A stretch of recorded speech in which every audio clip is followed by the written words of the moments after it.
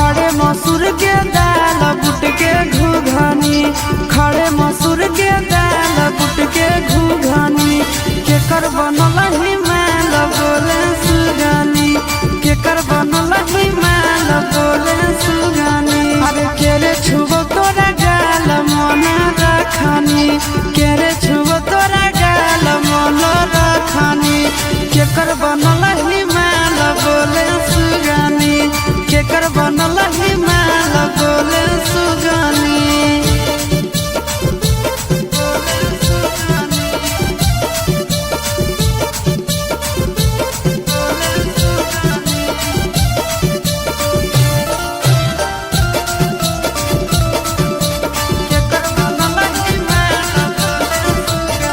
आज के कर कला के छौड़ी ताहू पियो हाथी पनिया गे, धीरे धीरे खिलल जाहौ तोहारो जवनिया गे।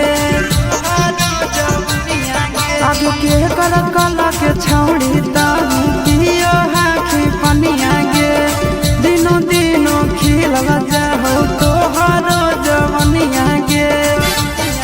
आगे के ये फेंकौआ जाल दिलवा में रखनी, के ये फेंकौआ जाल दिलवा में रखनी, आगे के कर बनल